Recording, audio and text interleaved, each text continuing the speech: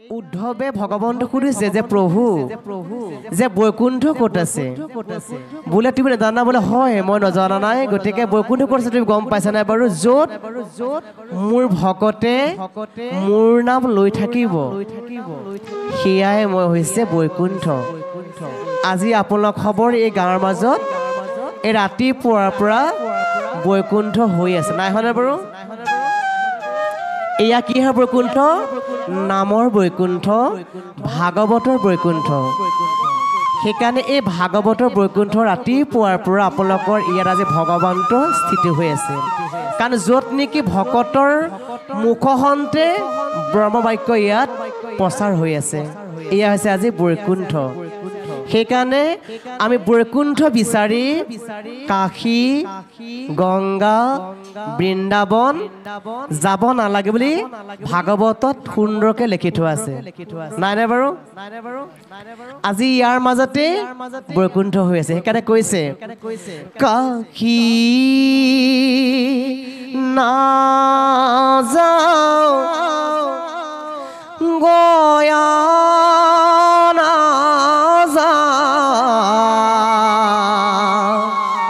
নাযাওঁ বৃন্দাবন নাযাওঁ বৃন্দাবন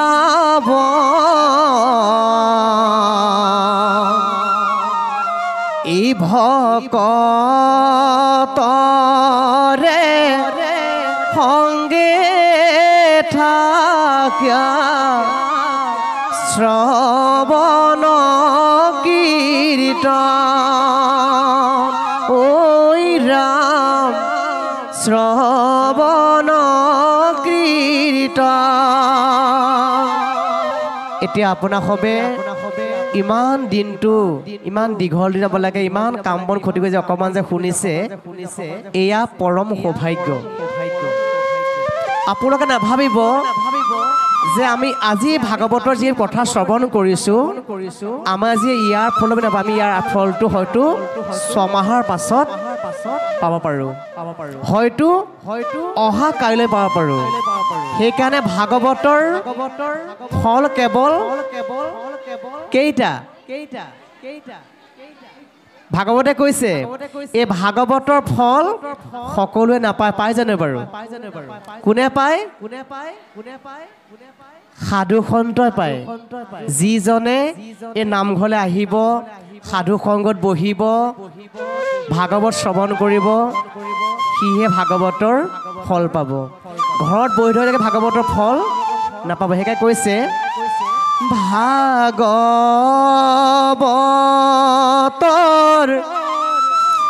বিখজুপি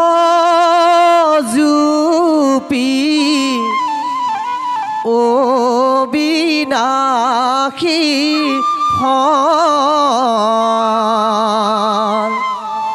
সাধু সংগে পাৰি খাই পাপী নাযায় তল সেইকাৰণে সাধু সংগই পাৰি খাই পাপী কেতিয়াও কিন্তু ইয়ালৈ আহিবলৈ স্থান নাপায় এ ৰাম ৰাম সাধু সংগে পাৰি খাই পাপী নাযায় তল ঐ ৰাম পাপী নাযায় তল সেইকাৰণে ভাগৱত শুনিবৰ কাৰণে আমি বাদৰ কথা যিসকল যে সুসন্তান যে উঠি আহিছে তেওঁলোকক শুনাব লাগে সেইকাৰণে পৰীক্ষিত মহাৰজাই যেতিয়া মাতৃগৰ্ভত আছিল সেই মাতৃগৰ্ভত থাকোঁতে ভাগৱত হৃদয় স্থিতি হৈছিল সেইকাৰণে পেটাত্মা ধুনীয়া ককাই গোকৰ্ণই ভাগৱত শুনি পেলাই জীৱন ধন্য কৰিছিল পৰীক্ষিত ৰজাই ভাগৱত শুনি পেলাই জীৱন ধন্য কৰিছিল মৃত্যুক তৰিবৰ কাৰণে সেইকাৰণে কৈছে তেওঁ কেৱল 7 দিনহে সময় দিছিল এই 7 দিনত যদি ভাগৱত যদি শ্ৰৱণ নকৰা কীৰ্তন নকৰা তে তোমাৰ মৃত্যু কিন্তু অনিবাৰ্য সেইকাৰণে পৰীক্ষিতে তেওঁ মৃত্যু ভয় সোমাই পেলাই তেওঁ সমস্ত জ্ঞানজ্ঞ পণ্ডিতৰ ওচৰলৈ গৈ পেলাই এটা পৰামৰ্শ লৈ পেলাই ক'লে যে প্ৰভু মোৰ কেৱল মৃত্যু সময় কেৱল 7 দিন গতিকে মোক আপোনাক ইয়াত উপায় দিয়ক তেতিয়া উপায় দিলে কি গম পাইছেনে বাৰু তুমি 7 দিন ভাগৱত শ্ৰৱণ কৰা তুমি ভাগৱত শুনিব লাগিব তুমি ভাগৱত শুনি তোমাৰ কিন্তু জীৱন ধন্য হ'ব সেইকাৰণে আমি পৰীক্ষিতৰ দৰে আমি কিন্তু ভাগৱত শুনিব লাগিব সেইকাৰণে কৈছে যে নাম লোৱা কলিকালৰ প্ৰজা নাম শুনি গতি পালে পৰীক্ষিতৰ ৰজা এই পৰীক্ষিতে যি ভাগৱত শুনি পেলাই জীৱন ধন্য কৰিছিল আমিও কিন্তু আজি আপোনাৰ সব গাঁৱত ভাগৱত শুনি পেলাই আমাৰ জীৱনো ধন্য কৰিব লাগিব নালাগিবনে বাৰু সেইকাৰণে আমি ভাগৱত যিকোনো সময় অমৃতপান কৰিব একান্ত চিতে কৰিব সেইকাৰণে ভাগৱতৰ সুন্দৰকৈ লিখিছে দ্বিতীয় স্কন্ধত লিখিছে যদি আমি ভাগৱতলৈ যদি আমি গ্ৰাম্য কথা পাতা থকা হয় কৃষ্ণৰ যদি আমি আলাপকে অন্য কথা পতা হয় আমাৰ ইয়াৰ পৰা 36টা আমি অপৰাধ অৰ্জন কৰি লোৱা হয় সেইকাৰণে কৈছে এই যে আমাৰ পাও নহনে বাৰু কৰ্ণ সমস্ত যে আমাৰ নবেন্দ্ৰ দিছে যে এই বস্তুখিনি আমি যদি এতিয়া আমি সময় ব্যৱহাৰ কৰা নাযায় আমি অন্তিম সময়ত আমি কৰিব নোৱাৰো এই ভৰিগীত আমাৰ কি হ'ব বাৰু গছৰ মুহাৰ হলি কৈছে সেইকাৰণে কৈছে হীৰা মৰা মৰা কৃষ্ণ কথা শ্ৰৱণ কৰা ৰাম নাম লোৱা এই কলি যুগে কৃষ্ণ নাম হৃদয়ৰ দোৱা হৰি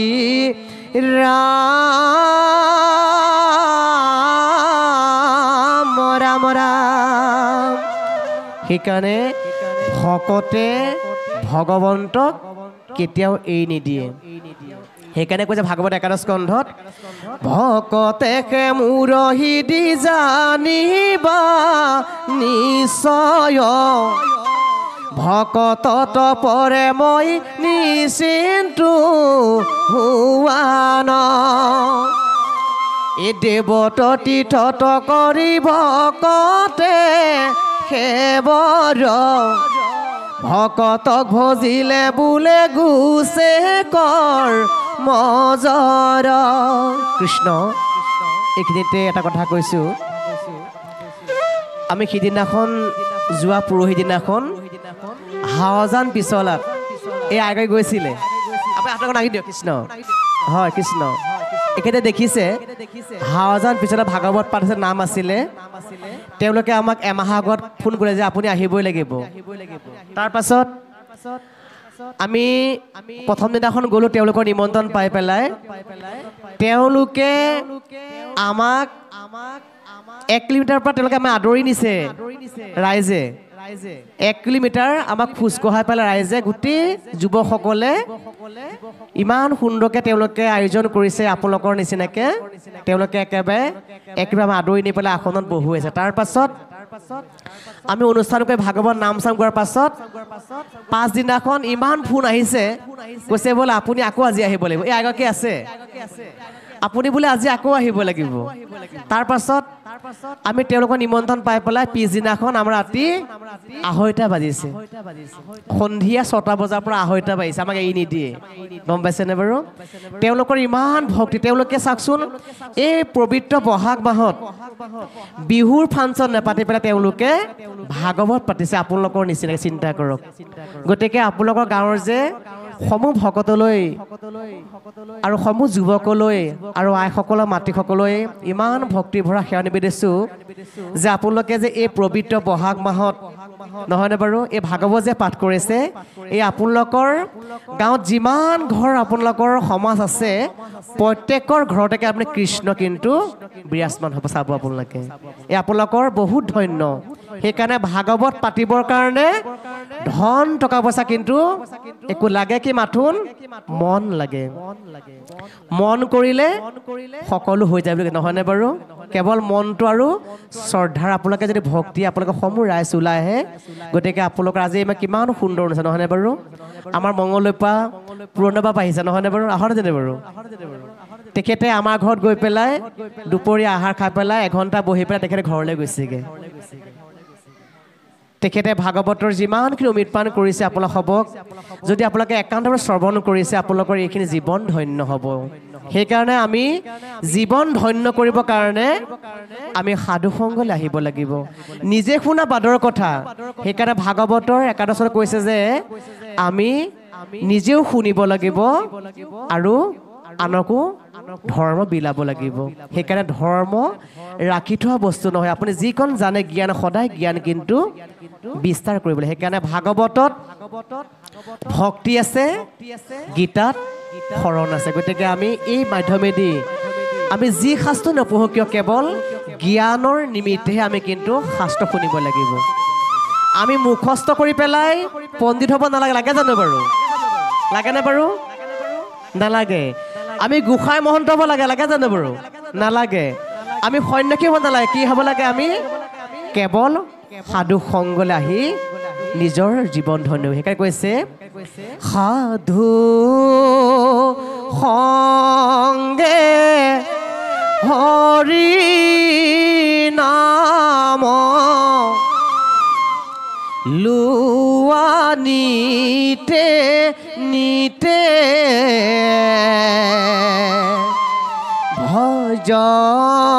ভজমন গোবিন্দ ভজ একশিতে আমি কায় বাক্য মন আৰু চিত এই চাৰিটা বস্তু আমি কিন্তু ল'ব লাগিব আপোনাক এটা জ্ঞানৰ কাৰণে এটা সাধু কৈছোঁ দেই এইটো ভাগৱতৰ কথা এটা সাধু এটা কৈছে আপোনাক বুজিবৰ কাৰণে চাব আমি যদি একান্ত মানে শ্ৰৱণ নকৰোঁ আমাৰ কিন্তু ঈশ্বৰক কিন্তু নপৰিব আমাৰ বহুত জটিল হৈ পৰিব নহ'বনে বাৰু আমি একান্ত মানে যিকোনো সময় আমি ঈশ্বৰক প্ৰাৰ্থনা কৰিম আমি যি নেদেখা ভাষা যি আৰাধনা কৰোঁ আমি সদায় শুদ্ধ চিত্তে আৰাধনা কৰিব লাগিব সেইকাৰণে ভাগৱতে কৈছে এদিন এজন ভকতে চাব দেই কাহিনী বুজি ল'ব আঘোণমহীয়া দিনত তেওঁৰ চোতালত এই ডাঙৰি যে থৈ যে ডাঙৰি বান্ধি পেলাই থৈছে নহয় চোতালখনত ডাঙৰি ভাড়া ধুনীয়াকৈ আনি পথাৰৰ পৰা আনি পেলাই দমাই থৈ দিছে চাব ৰাতিপুৱা গুৰুগৃহত সোমাইছে গুৰুগৃহ মুচি কাচি পেলাই প্ৰসংগত বহিছে নাম গাবৰ কাৰণে তাৰ পাছত প্ৰসংগো গাই আছে ইফালে তেখেতে চকুটো মাৰি আছে যে ধানখিনি গৰুৱে খাই আছে চিন্তা কৰক প্ৰসংগ কৰি আছে ইফালে হেই হেই হেই হেই বুলি কি কয় গৰুটো খেদি আছে চিন্তা কৰক তেখেতে নামৰ আভাস কৰিলে এতিয়া মায়া তেখেতে চিন্তা কৰক মায়াটো চিন্তা কৰক বহিলে সেইকাৰণে যিকোনো সময় যদি আমি ঈশ্বৰক ল'ব বিচাৰোঁ আমি সেইকণ সময় আমি কিন্তু একান্তভাৱে ল'ব লাগিব সেইকাৰণে আপোনাক সবেও এই যে ৰাতিপুৱা এই যে বহি যে আছে আপোনালোকে এনেই বহি থকা নাই আপোনাক কোনে বহাইছে বাৰু ভগৱন্তই বহাইছে নহয় বহা নাই বাৰু এতিয়া চাবচোন আমি বিভিন্ন জেগাত দেখা পাইছোঁ ভাগৱত পতাৰ আগতে 1000 চকী আগত থ'ব লাগিব কিয় থয় বাৰু কিয় থৈ দিয়ে বাৰু আজিকালি আইসকলে ভকতসকলে এনেকৈ আসনত বহিব নোৱাৰে আমি দেখিছোঁ তেখেতে কৈছোঁ যে আপোনালোকে চকীৰ পৰা নামি পেলাই আসনত বহক আপুনি নিশ্চয় পাৰিব আপোনালোকে অভ্যাস কৰক সেইকাৰণে লাহে লাহে তেওঁলোকে সেই ভাগৱত পাঠ কৰাৰ আগত চকী 1000 থৈ দিছে বহিব তলত বহিব নোৱাৰে ভাগৱত শুনিবৰ কাৰণে তাৰপিছত লাহে লাহে সকলো মাতে আপোনালোকে আসনত বহক ভাগৱত নিবে শুনক আপোনালোকে নিশ্চয় পাৰিব চকীৰ পৰা নমাই পেলাই আসনত বহুৱাইছোঁ ধুনীয়াকৈ ভাগৱত শুনি আছে কিন্তু অভ্যাস নকৰে সেইকাৰণে অভ্যাসৰ নৰ কৰ্ণ পথেশৰ তাৰ পাছত এই তেওঁ যে একান্ত মনে তেওঁ যে শ্ৰৱণ যে কৰিছিলে তাৰ পৰা কিন্তু ফলটো কেতিয়াও নাপালে সেইকাৰণে এই মায়াবোৰ যে আমি ছেট কৰিবৰ কাৰণে মায়াবোৰ এৰিবৰ কাৰণে আমি এটা পৰীক্ষা শিকাব সেইকাৰণে চাবচোন এটা সাধু কৈছোঁ আপোনাক হ'ব এদিন এজন খৰিকটীয়াই তেওঁ জীৱিকা কেৱল খৰিকটা তেওঁ কেৱল মূল লক্ষ্য হৈছে এখন কোঠাৰ তেওঁ কোঠাৰখনেই জীৱনটো কিন্তু এখন ঘৰ সংসাৰ চলাই আছে তাৰ পাছত তেওঁ ৰাতিপুৱা এমুঠি খাই বৈ আহি পেলাই তেওঁ খৰি কাটিবলৈ আহোঁতেনে তেওঁ হাতৰ পৰা খৰি কুঠাৰখন তেওঁ নদীত পৰি গুচি গ'ল। নদীত পৰাৰ পাছত তেওঁ চিন্তা কৰিলে, কাৰণ মোৰ জীৱিকা উপায় হাতৰ কুঠাৰখন যেতিয়া মোৰ হাতৰ পৰা হেৰাই গুচি গ'ল, বোলে এতিয়াতো মোৰ উপায়টো নাইকিয়া। তেওঁ লগে লগে সেই নদীৰ পাৰত বহি পেলাই সেই গংগা মাতৃক তেওঁ মানে কি হয়, তেওঁ প্ৰাৰ্থনা কৰিলে যে গংগা মাতৃ আই, তুমি মোক কেনেবাকৈ মোক কুঠাৰখন তুমি মোক কৃপা কৰি দিয়া। তাৰ পাছত তেওঁ স্তুতি প্ৰাৰ্থনা সন্তুষ্ট হৈ পেলাই সেই গংগা মাতৃয়ে তেওঁ নদীৰ পৰা এখন কুঠাৰ দিলে। প্ৰথমখন কুঠাৰ দিছিল তেওঁ এখন ৰূপৰ দিছিল।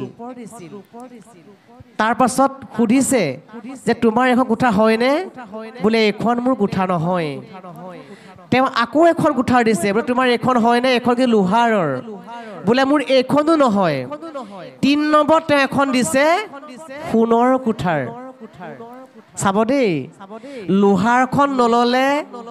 ৰূপৰখন নললে, ৩ নম্বৰ দিলে। এটা পৰীক্ষা কৰিছে ভগৱন্তই। তেওঁ শেষত দিলে ৩ নম্বৰখন এখন সোণৰ কুঠাৰ। তাৰ পাছত তেওঁ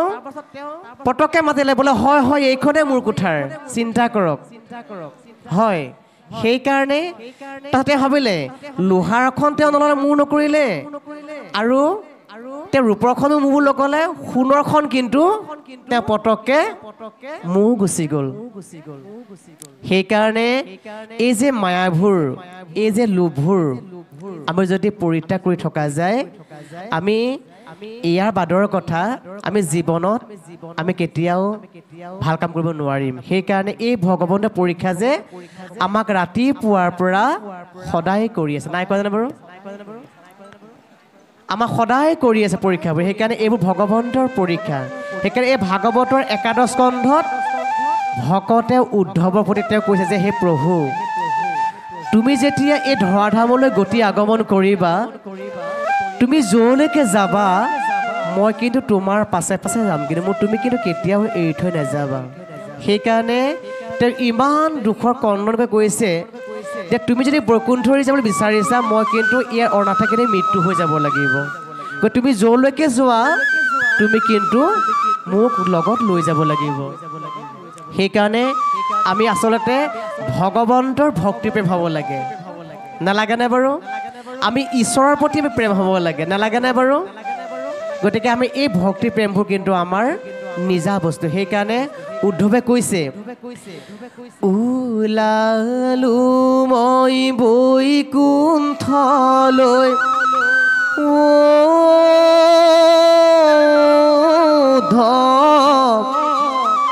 তুমি নাকান্দিবা,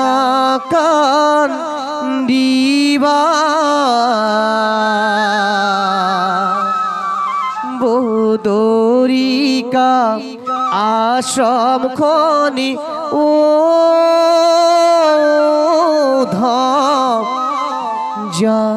যতনে ৰাখিবা, হে ৰাম যতনে ৰাখিবা। যেনেকে উদ্ধৱে তেওঁ বৈকুণ্ঠ যাবৰ তেওঁ ইমান কন্দন কৰিছিল, সেইকাৰণে এই কন্দনখিনি ভগৱন্তৰ সুন্দৰকৈ পদবন্ধন দি থৈ গৈছে। আপোনাক আৰু এটা কথা কৈ থৈ যাওঁ, এই যে আপোনাৰ গাঁৱত যে জুৰীয়া নামঘৰ যে আছে, গম পাইছেনে বাৰু? এয়া এটা পৰম সৌভাগ্য। যিখন গাঁৱত আপুনি চাবচোন, গাঁওখনৰ যেতিয়া সোমাই আহে, যদি স্কুলখন ভাল দেখে, যদি নামঘৰটো সুন্দৰ হয়, জানিব গাঁওখন নিশ্চয় ভাল, গাঁওখন নিশ্চয় ভাল হ'ব। যদি কেনেবাকৈ আপোনাৰ গাঁওখনৰ নামঘৰটো আপোনাৰ অকণ বেয়া দেখে, যদি স্কুলখন বেয়া, জানিব গাঁওখন কিন্তু খেলি মেলি আছে, গম পাইছে নাই বাৰু? সেইকাৰণে এই যে জুৰীয়া নামঘৰবোৰ যে হয় এই আপোনালোকৰ গাঁৱৰ পৰম সৌভাগ্য গম পাইছেনে বাৰু এই পৰম সৌভাগ্য আমাৰ এই বুৰৈটো হাল ভিতৰত জুৰীয়া নামঘৰ 3 জেগাতহে আছে গম পাইছেনে বাৰু এজেগাত আছে কলমগুৰিত আৰু আছে আপোনালোকৰ ব্ৰহ্মাজানত আৰু কথাইচুগা নামঘৰত আৰু বেলেগে জুৰীয়া নামঘৰ এই গহপুৰ বুঢ়ী হাজত নাছিলে গম পাইছেনে এই পৰম সৌভাগ্য দুভাগ নামঘৰ একেলগে হোৱা আপোনালোকৰ গাঁৱৰ পৰম মংগলময় গতিকে যি নহওক অকমান পাত আগবাঢ়ক আমি পৰৱৰ্তী আকৌ আগবাঢ়ি যাম আৰু তাৰ পাছত আমি আকৌ এভাগ দিহানাম আগবঢ়াম ভণ্টিয়ে দিহানাম আগবাঢ়ি কৰিব অকমান পাত আগবঢ়াই লওক কৃষ্ণ কৃষ্ণ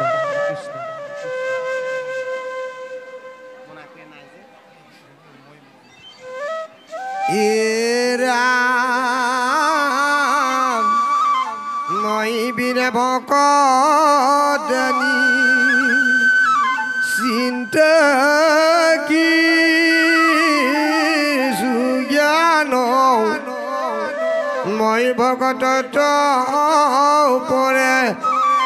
নজানো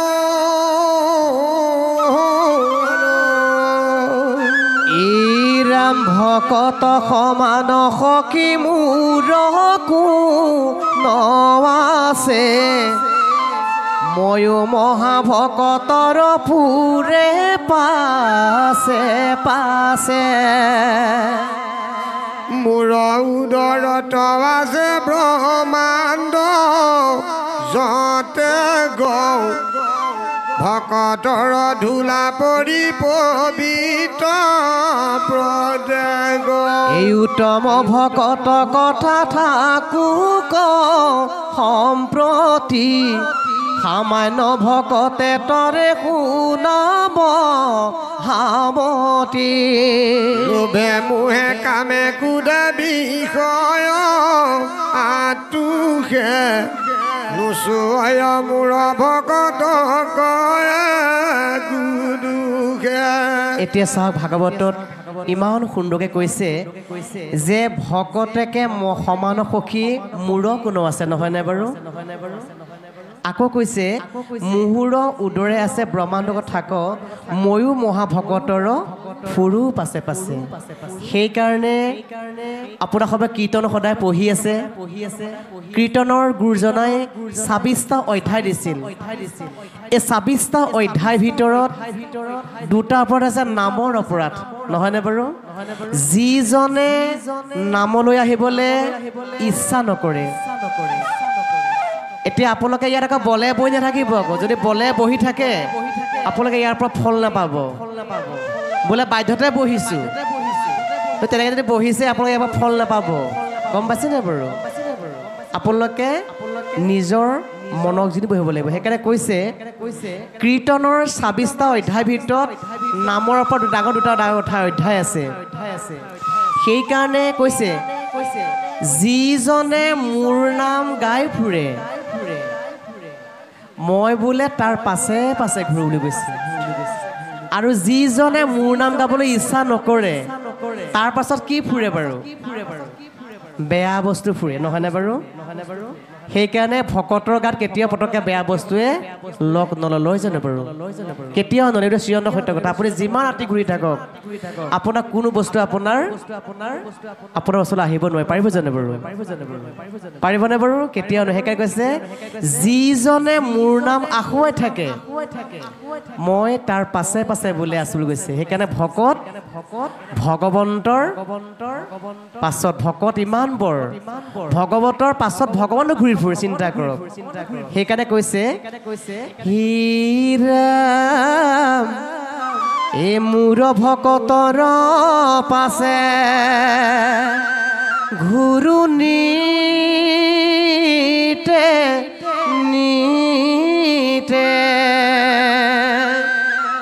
এদিন ভগৱন্তক প্ৰভুৱে নাৰদক এটা প্ৰভুৱে নাৰদ তুমিতো সদায় ৰাম নাম গাই থকা বোলে হয় মই সদায় ৰাম নাম গাই থাকোঁ বোলে মোৰ ৰাম নাম বাদে বোলে এইবিলাক উপায় নাই সেয়া নাৰদ তুমি অকণমান ভকতৰ শৰণ লৈ আহাচোন মোৰ ওচৰলৈ তেতিয়া ভগৱন্তৰ কথা কৈ নাৰদে তেওঁ ৰাম নাম লৈ পেলাই তেওঁ ভকতৰ চৰণ বিচাৰি গৈ আছে ভকতৰ চৰণ বিচাৰি বিচাৰি বিচাৰি বিচাৰি নাৰদে কেতিয়াও নাপালে আহি প্ৰভুক ক'লে যে প্ৰভু মই প্ৰভু আপোনাৰ কথাষাৰ ৰাখিব নোৱাৰিম মই ভকতৰ চৰণ মানে নাপালোঁ প্ৰভু তুমি বোলে ভকতৰ চৰণ নাপালা বোলে হয় মই ভকতৰ চৰণ নাপালোঁ তুমি বোলে আকৌ যোৱা আকৌ ভগৱন্তৰ কথা শুনি নাৰদে ভকতৰ চৰণ বিচাৰি বিচাৰি গৈ গৈ ব্ৰহ্মাণ্ডখন ঘূৰিলে ভকতৰ চৰণ নাপালে বোলে প্ৰভু মই এইবাৰ ভকতৰ চৰণ নাপালোঁ নহয় বোলে নহয় তুমি আকৌ যোৱা তেওঁ 3 নম্বৰত তেওঁ ঘূৰি ঘূৰি আহি ক'লে যে প্ৰভু মই আপুনি কোৱাৰ দৰে মই ভকতৰ চৰণ বিচাৰি নাপালোঁ নহয় তেতিয়া ভগৱন্তই এটা মিচিকিয়া হাঁহি মাৰি কৈছে যে তুমি ইনেহে ৰাম নাম গাই থকা গম পাইছেনে বাৰু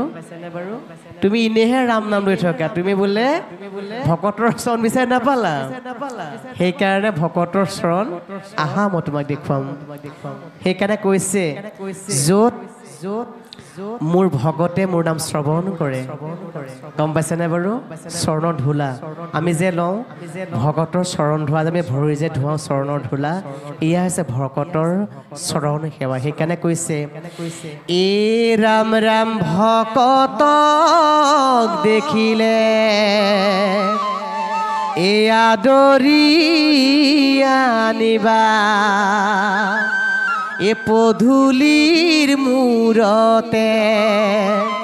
চৰণ ধুৱাই দিবা এয়াই হ'ব ভকতৰ সেৱা এ ৰাম ৰাম এয়াই হ'ব ভকতৰ সেৱা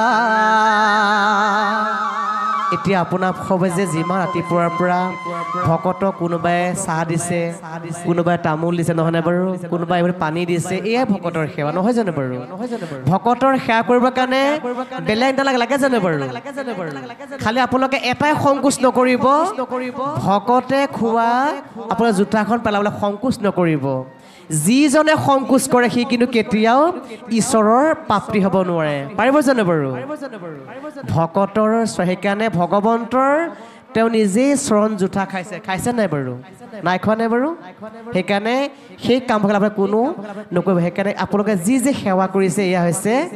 মানৱ সেৱা সেইকাৰণে এই যে ভকতৰ পাছত ভগৱন্ত যে ফুৰে এতিয়া এই একাদশ স্কন্ধত ইমান সুন্দৰকৈ কৈছে পদবন্ধই গতিকে এই কথাখিনি যদি ভালকৈ আমি বুজি চাওঁ ভাগৱতে সুন্দৰ কথাকেইটা কৈ আছে সেইকাৰণে ভগৱন্তৰ পাছত ভগৱন্ত অহৰ্নিশে ঘূৰি ফুৰে আৰু অভগতৰ পাছত বেয়া বস্তু সেইকাৰণে শিৱৰ লগত কোন ঘূৰে শিৱৰ লগত ভূত পেট থাকে নাথাকেনে বাৰু থাকে নাথাকে বাৰু ভূত পেট ঘূৰি ফুৰে সেইকাৰণে সহজতে মানে কি হয় আক্ৰমণ কৰিব বিচাৰে সেইকাৰণে যি নহওক আমি সদায় এই ৰাম নাম যে আমি সদায় হৃদয়ত লৈ থাকিব লাগে সেইকাৰণে কৈছে ৰাম নামে গংগা জল কৃষ্ণ নামে ধাৰা ধীৰে ধীৰে বৈ আহে বৈকুণ্ঠৰে পৰা কৃষ্ণ এ ৰাম ৰাম ৰাম নামে গংগা জল কৃষ্ণ নামে ধাৰা সকলোৱে গাব ধীৰে ধীৰে বৈ আহে বৈকুণ্ঠৰে পৰা কৃষ্ণ কৃষ্ণ ৰাম নামে গঙ্গা জল কৃষ্ণ নামে ধাৰা এ ধীৰে ধীৰে বৈ আহে বৈকুণ্ঠৰে পৰা কৃষ্ণ কৃষ্ণ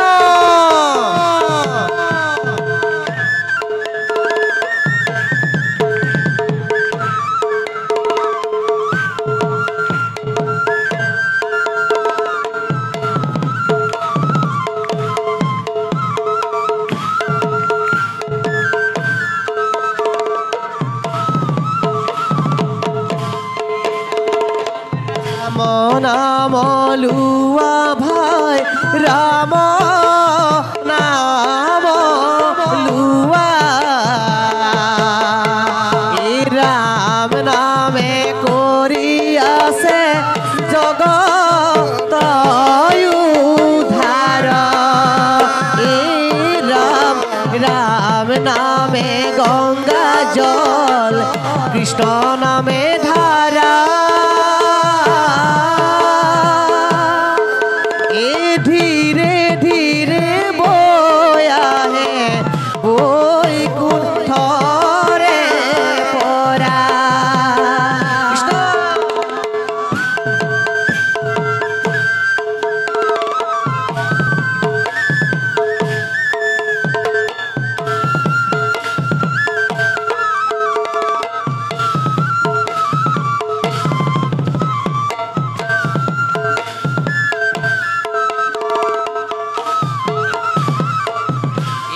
রাম রাম রাম নাম এরি ভাই কি কর্ম করিলা এ মায়া মুহ জালে পরি নিশাতে ভজয় এ রাম রাম নামে গঙ্গা জল কৃষ্ণ নামে ধারা এ ধীরে ধীরে বয়া হে ওই কুঠরে পরা কৃষ্ণ কৃষ্ণ নির্বা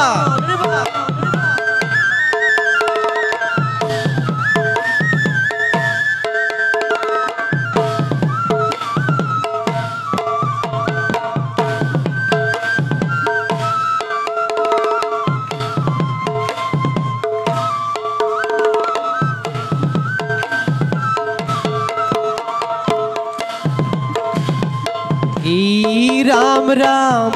আরু নাময় আসিল বুলি ব্রহ্মাণ্ড ঘূৰিলো এ বিচাৰি বিচাৰি নাম হৃদয়তে পালো এ রাম রাম নামে গঙ্গা জল কৃষ্ণ নামে ধারা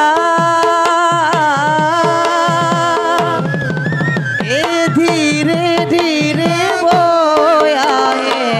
বই কুঠরে পরা কৃষ্ণ কৃষ্ণ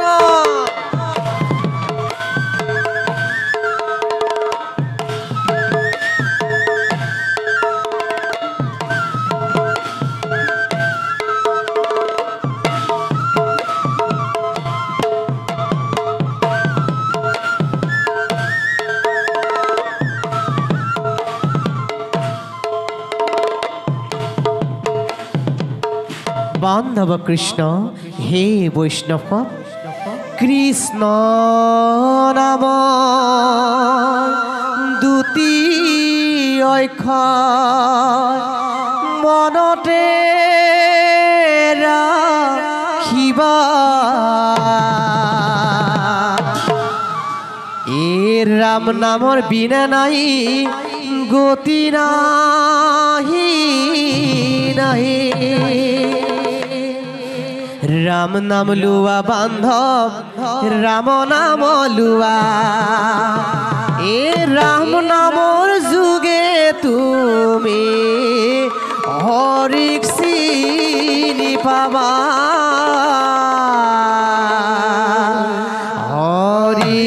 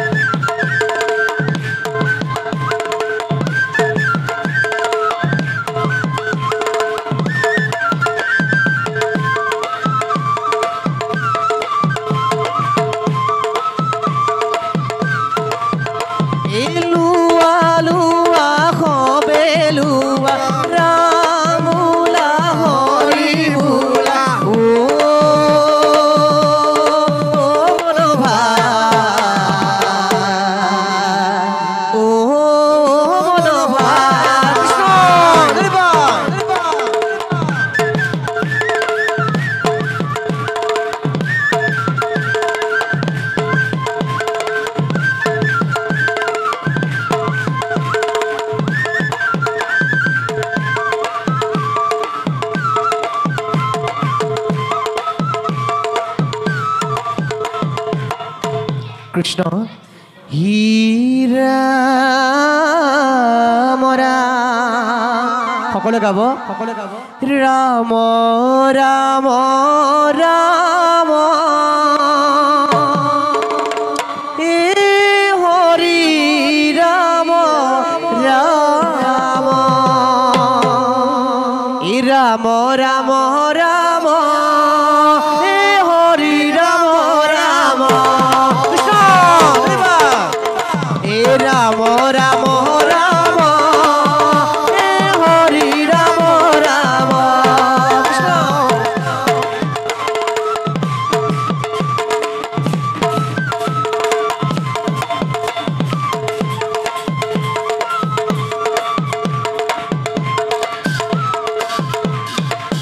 এ ধর্ম অনুপম লুয়া হরি রাম নেরিবা নেরিবা এ রাম নাম নেরিবা এ রাম রাম রাম এ হরি রাম রাম কৃষ্ণ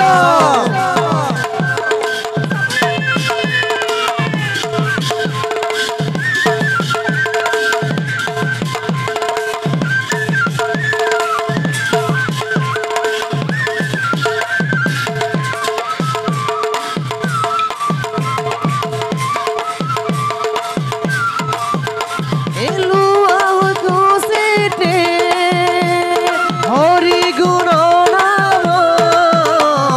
নেরিবা নেরিবা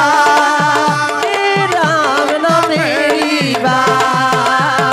নেরিবা নেরিবা এ রাম নাম নেরিবা কৃষ্ণ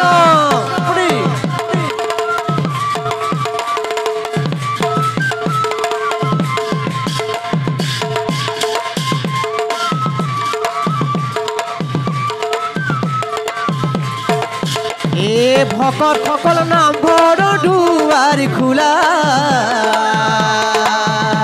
এ নামঘৰত গোসাঁই আছে সেৱা কৰি যোৱা এ ভকত সকল নামঘৰ দুৱাৰ খোলা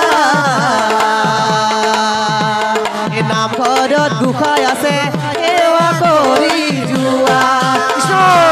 দেৱা দেৱা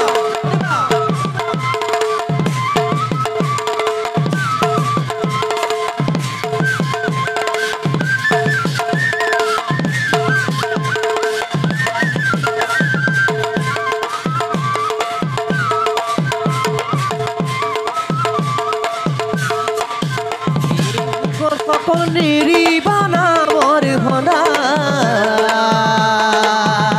এ বুধ চিতে লোৱা নাম হৰি ভজি লোৱা এ ভকত সকল নামঘৰৰ দুৱাৰ খোলা এ নামঘৰত গোসাঁই আছে সেৱা কৰি যোৱা কৃষ্ণ চাপৰি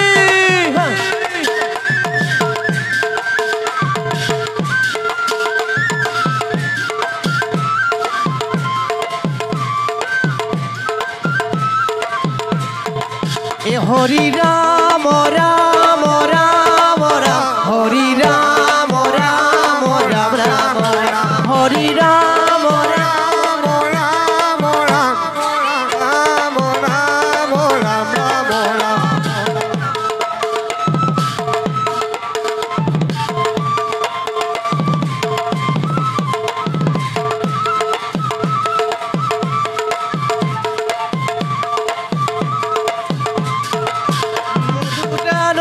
ভজন রাম নাম হরি রাম রাম রাম রাম রাম হরি রাম রাম রাম রাম রাম রাম শ্রী রাম শ্রীমন্ত শঙ্কর হরি ভগতর জানা যেন কল্প তরু হে হরি রাম রাম রাম রাম হরি রাম রাম রাম রাম রাম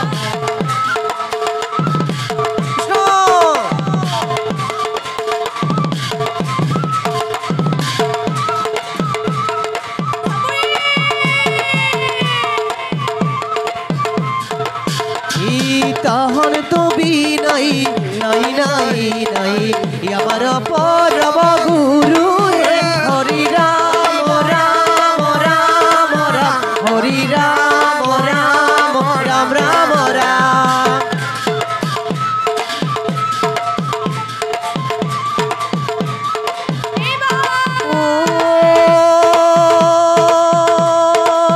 জয় হৰে কিয়ে জয় জয় হৰি গোপাল গোবিন্দ কৃষ্ণ এবাৰ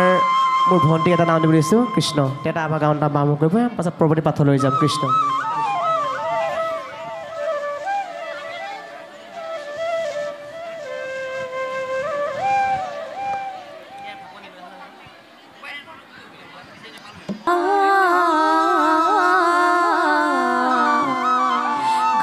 অন্ধকাৰ ৰাতি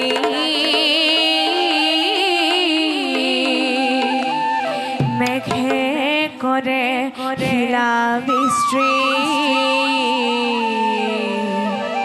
কাৰো কতো নুশুনিবা তেজীয়া বৈকুণ্ঠ পুৰী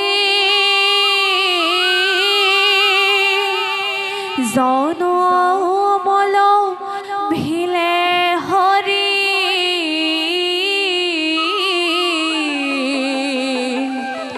স্থানলৈ দে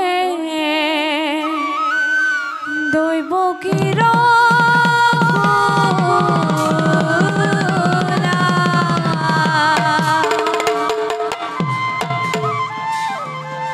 কৰ্ণে শুনা কৃষ্ণৰ কথা মুখে লোৱা নাব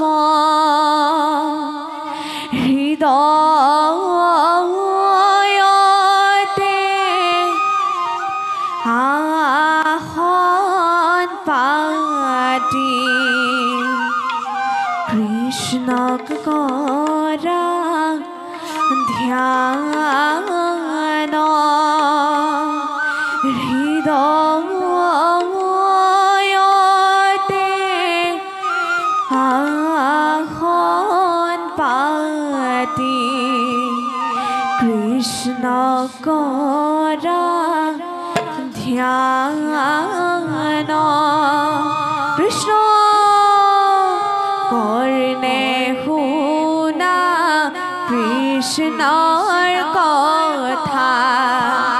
মুখে লোৱা নাম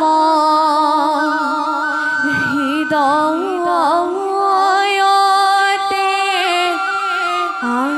আসন পাতি কৃষ্ণ কৰা ধ্যান কৰ্ণে শুনা কৃষ্ণৰ কথা মুখে লোৱা নাম হৃদয়তে আসন পাতি কৃষ্ণ কৰা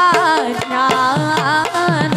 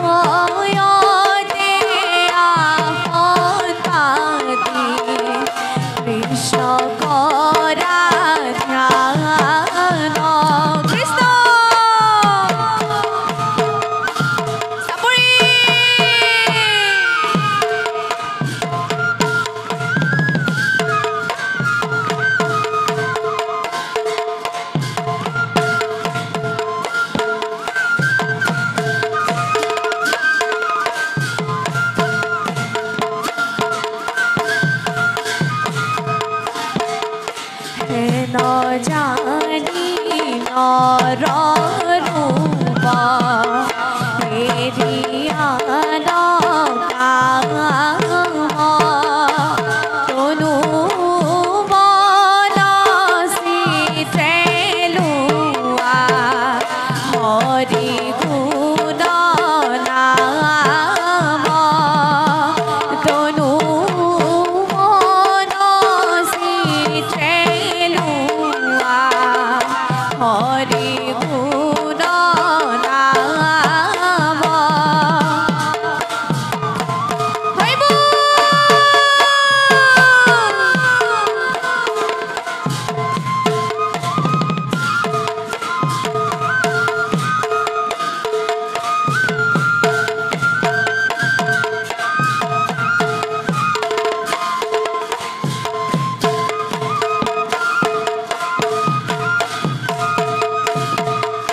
কর্ণে হুনা কৃষ্ণর কথা মুখে লুয়া নাম হৃদয়তে আহন পাতি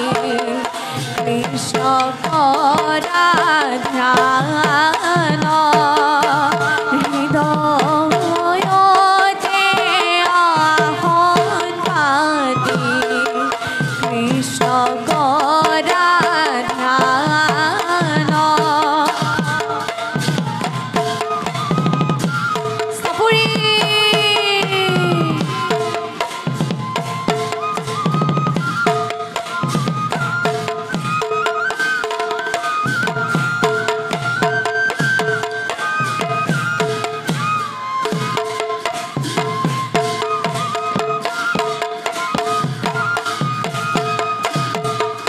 হেন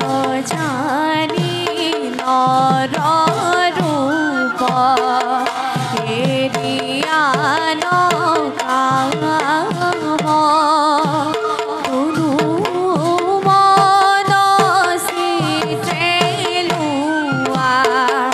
হরি গুণ নাম তনু মনসি ত্রেলুয়া হরি গুণ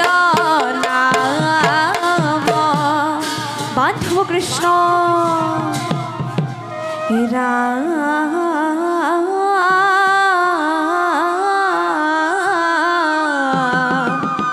হৃদয়তে এখন পাতি কৃষ্ণ কৰা ধ্যান তপ জপ যজ্ঞ নুহে নাম ৰসমা হেন জানি বৈষ্ণৱ হবে লোৱা হৰি নাম কোন ধৰ্ম হ'ব পাৰে নামৰ মান হৰিয়ে ৰাম। বান্ধৱ কৃষ্ণ দুৰাচাৰী কৌহৰাজে হৰি নিচি নীলে অৱতাৰী যুগ মায়া আকাশবাণী দিলে অৱতাৰী যুগ মায়া আকাশবাণী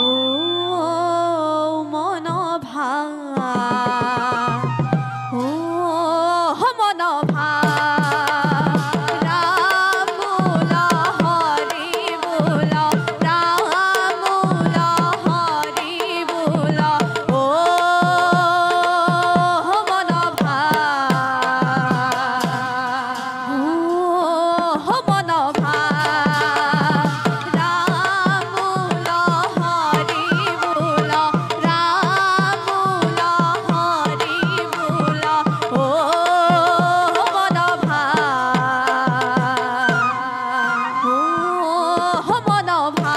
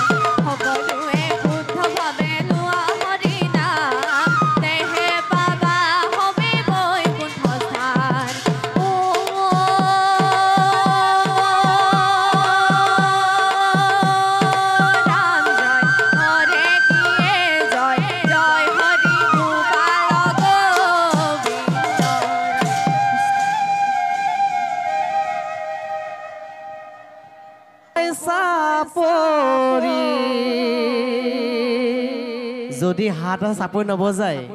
তেতিয়াহ'লে কি হ'ব গম পাইছে এটা সময় এই হাত আছে নবজায় চাপৰি এই হাত হ'ব গছৰে বাকলি হৰি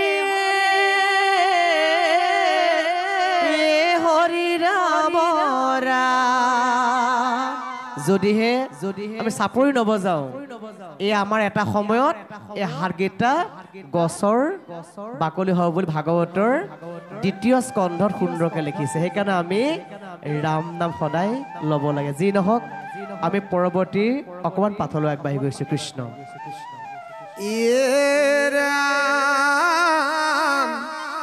ইসামৰ্থ ভগতি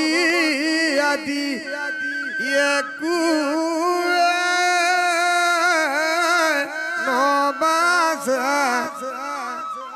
ভগত পালয় পুত্ৰ ইয়ক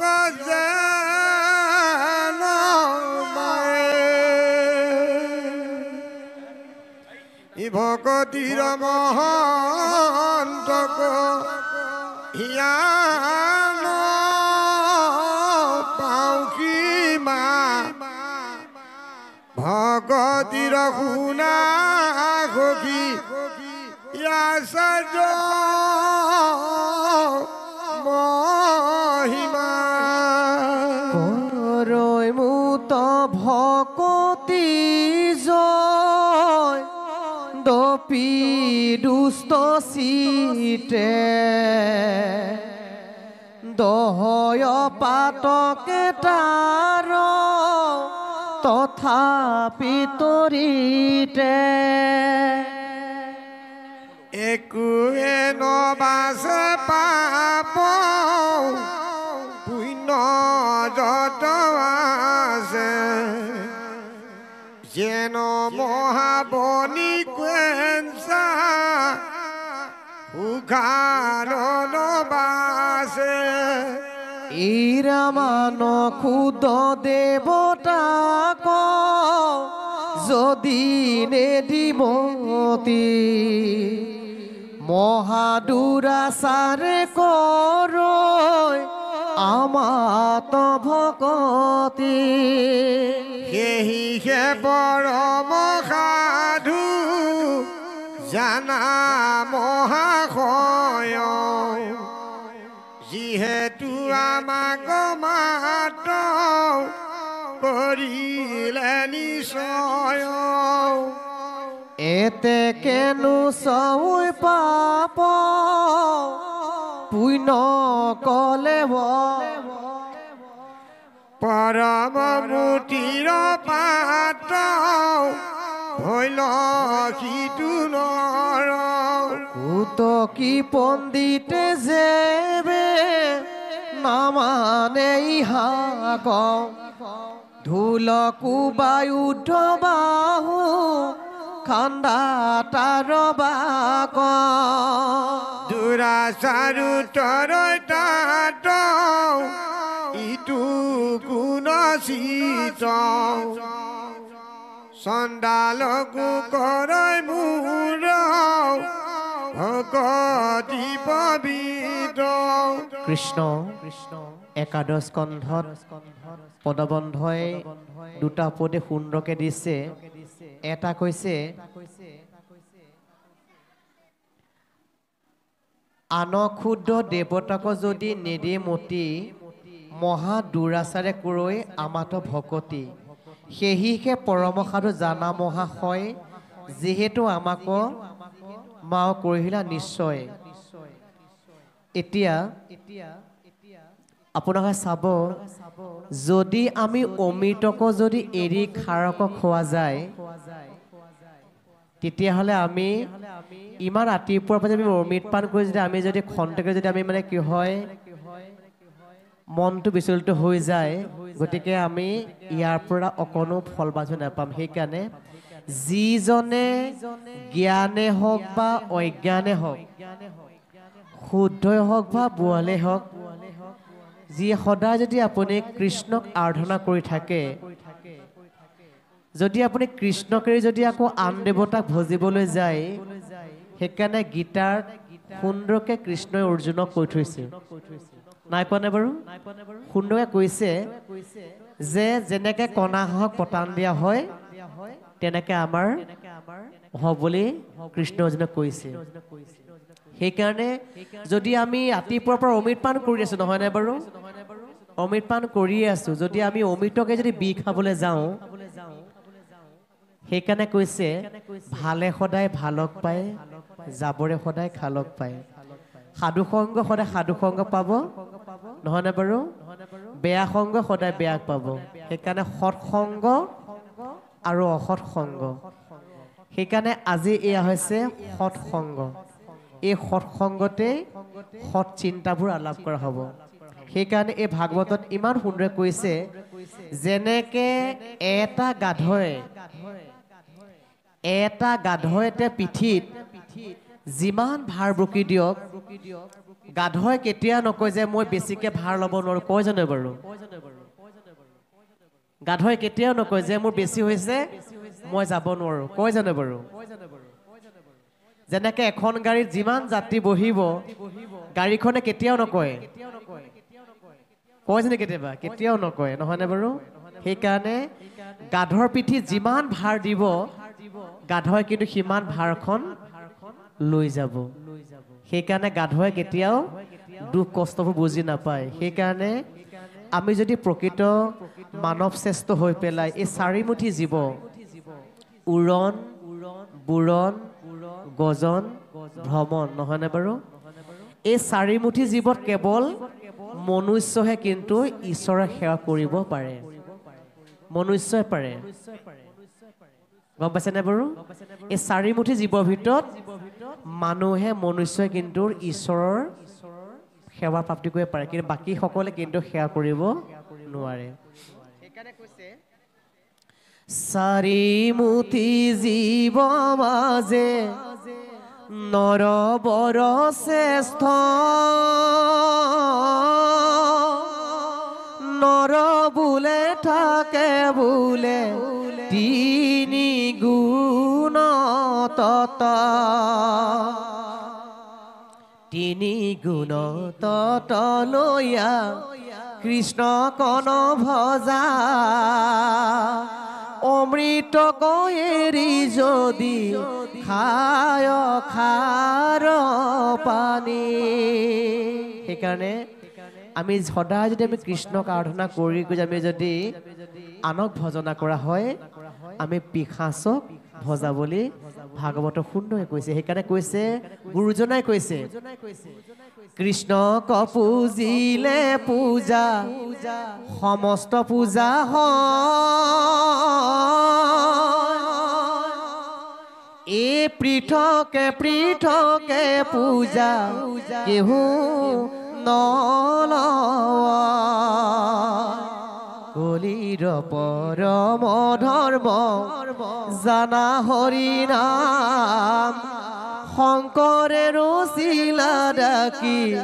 বোলা ৰাম ৰাম সেইকাৰণে গুৰুজনাই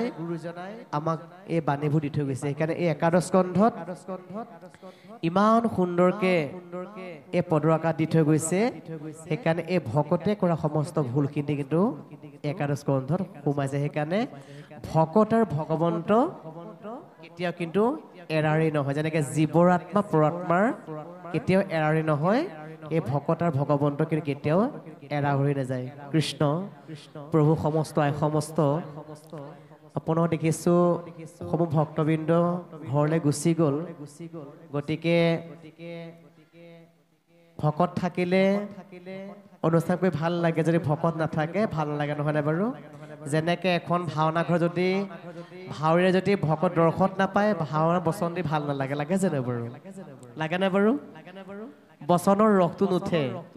যদিহে ৰাইজ থাকে ভকত থাকে তেতিয়া ভাওৰীয়া কিন্তু ভাও দি খুব ভাল লাগে ঠিক তেনেকৈ যদি ভকত থাকে পাঠ কৰি ভাল লাগে কথা কৈ ভাল লাগে সেইকাৰণে আমি খুব খন্তেক সময়তে আমি আপোনাৰ হ'ব ৰাজ্যলৈ এই আধ্যাৰ পাছতে আমি আজি ভাগৱত আজিৰ কাৰণে আমি ৰাখিবৰ কাৰণে আগবাঢ়িম যদি আপোনালোকে অনুমতি দিয়ে কৃষ্ণ ৰাম চাৰিও বেদৰ তত্ত্ব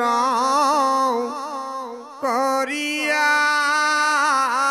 নিশ্চয় অৰ্জুনত গীতাতক হিচাকি পাময় তপ জপ পৰম হয় নাখম হাদানে নপায় আমাক সাংখ্য যুগত জ্ঞানে বলে ভকতি মাত্ৰ মুকে কৰৈ বৈশ্য এ কহিলো উদ্ধৱ ইটো তোমাতৰ ৰহস্য জগতৰ ধৰ্ম কৰ্ম কৰো সকলে এ মুকমাত্মা বুলি যিটো জানে যুগ বলে তথা তপবিত্ৰতাৰ নহিত অনুচিত নেৰাই মৃত্যু ভয় জ্ঞানী কৰ্মী কদাচিত প্ৰেম ভকতি কচিন শুনি উদ্ধৱ হৰি হৰি বোলন্তে লোটক ঘৰে শ্ৰৱ মোৰ কথা শুনন্তে শৰীৰ ৰোমাঞ্চিত জ্ঞানহতাৰ পৰম প্ৰবৃত ভৈল চিত যিজনে ঈশ্বৰৰ কথা শুনি ৰোমাঞ্চিত হয় গীতাত লেখা আছে এই ৰোমাঞ্চিত যদি হ'ব লাগিব সেইকাৰণে ভকতৰ কেতিয়াও কিন্তু দুখ নাথাকে সেইকাৰণে আমি সদায় ৰোমাঞ্চিত মানে আনন্দময় হৈ থাকিবলৈ কৈছে আচ্ছা কৈছে এ ৰাম প্ৰেম দৈৱচিত বাতি গদ গদবাণী কতো হাকৈ কতো কানৈ মোৰ প্ৰিয় মানি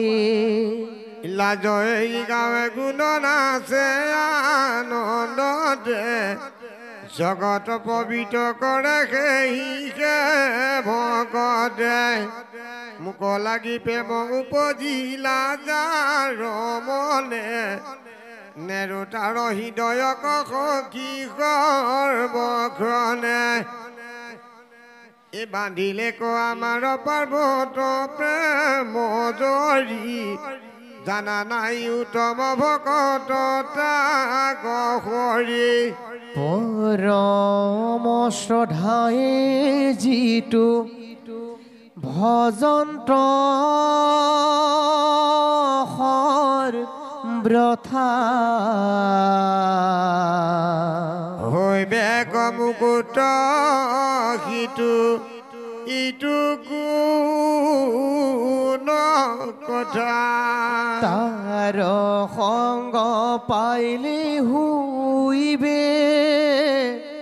জগত মুকুত নেদেখিবা সখীটো কথায় অদ্ভুত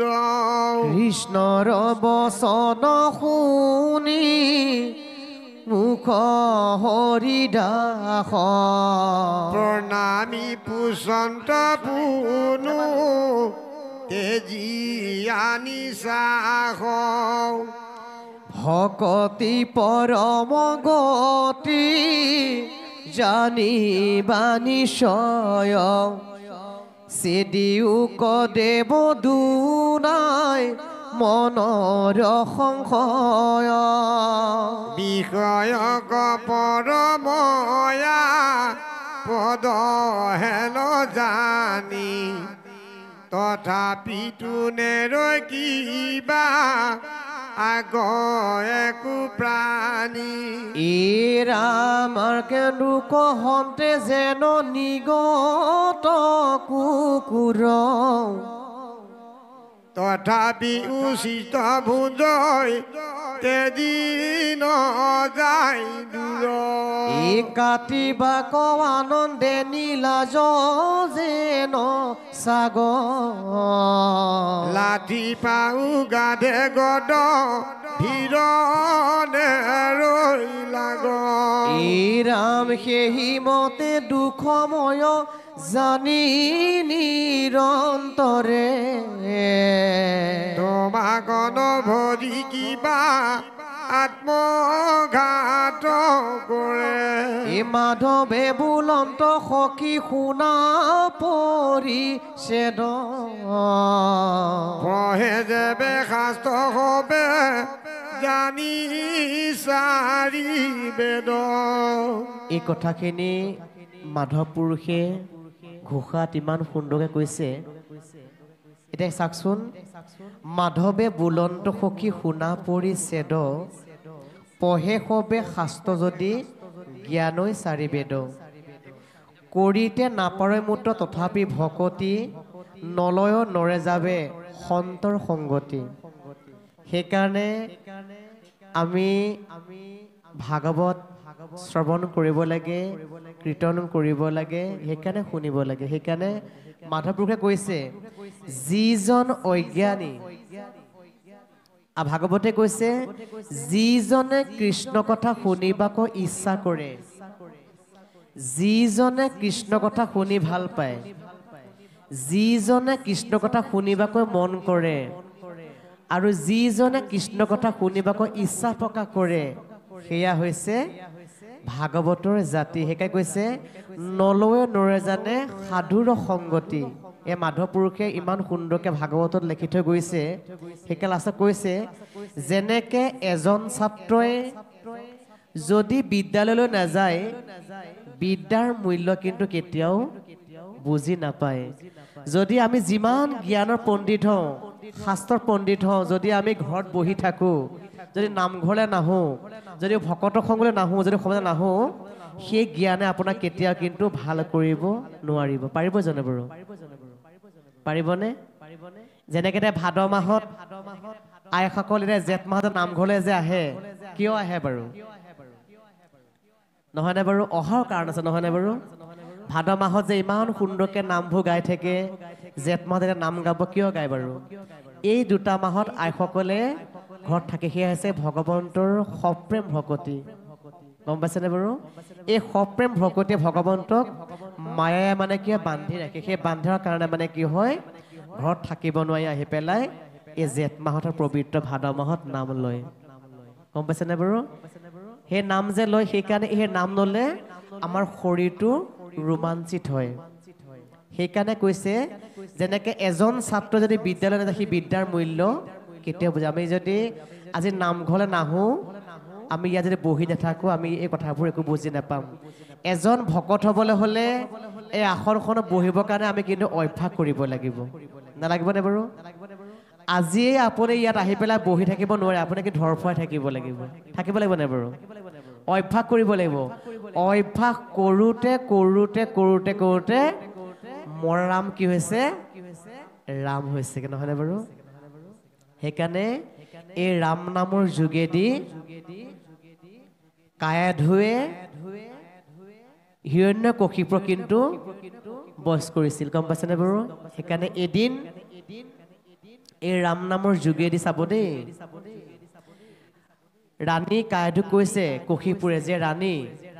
যদি কেনেবাকে মই যদি অমৰ্ত্য বৰ লাভ কৰিব নোৱাৰোঁ যদি কেনেবাকে মই অমৰ্ত্য বৰ লাভ কৰিব নোৱাৰোঁ মই মন্দগিৰি পৰ্বতলৈ গৈ ব্ৰহ্মাৰ ওচৰত শৰণাপন্ন হৈ যদি মই অমৰ্ত্য বৰ লাভ কৰিব নোৱাৰোঁ যদিহে মই লাভ কৰাৰ বিফল হৈ যাওঁ তেতিয়াহ'লে মই এই ৰাজ্যলৈ মই কেতিয়াও ঘূৰি নাহোঁ গতিকে মই তোমাৰ আগত এই প্ৰতিশ্ৰুতি দিলোঁ তেতিয়া ৰাণীয়ে কৈছে কায়াধুৱে মই ৰাণী ৰজা হয় মই আপোনাৰ বাক্যটো পালন কৰিছোঁ কিন্তু আপুনি মই এটা চৰ্ত মানিব লাগিব তেতিয়া কায়াধুৱে এটা কথা কৈছে যে স্বামী আপুনি যিষাৰ বাক্য প্ৰয়োগ কৰিছে মই আপোনাৰ বাক্যটো পালন কৰিছোঁ কিন্তু আপুনি মোৰ এটা কিন্তু চৰ্ত মানিব লাগিব বোলে কোৱা তেতিয়া কৈছে কায়াধুৱে যে আপুনি যিমান দিনে ৰাজ্যখন চলাই আছে যিমান দিনে ৰাজ্যখন পালন কৰি আছে আপুনি ধৰ্ম কথা সমাজৰ কথা গৃহ সংসাৰৰ কথা সমস্ত আপুনি পৰিত্যাগ কৰি পেলাই আপুনি এদিন মোক সময় দিব লাগিব আপুনি সদায় ৰাজ্য চলাই আছে বোলে হয় আপুনি সদায়তো ধৰ্ম পালন কৰি আছোঁ কিন্তু আজি আপুনি সেইবোৰ পৰিত্যাগ কৰি আজি আপুনি মোক দিনটো ৰাতিটো মোক সময় দিব লাগিব সেইকাৰণে এইটো কায়াধুৰ চৰ্ত তাৰ পাছত দুইজন কথাই বদ্ধ হৈ গ'ল তাৰ পাছত ৰাতিপুৱাৰ পৰা হিৰণ্যকশিপুৰে আৰু কায়াধুৱে তেওঁ নিজৰ গৃহত বহি পেলাই ধৰ্ম কথা ৰাজ্য কথা নিজৰ গৃহ সংসাৰ পাতি আলাপ কৰি থাকোঁতে তেওঁলোকৰ একদম কাল সন্ধ্যা সময় হৈ গুচি গ'ল একদম সন্ধিয়া সময় যিখন সময়ত মানৱৰ গৃহলৈ ভগৱন্ত পদাৰ্পণ কৰে একদম কাল সন্ধিয়া হৈ গুচি গ'ল তাৰ পাছত এই যে সময়ছোৱা সন্ধিয়াৰ সময়ত আহে মোৰ গুৰুদেৱে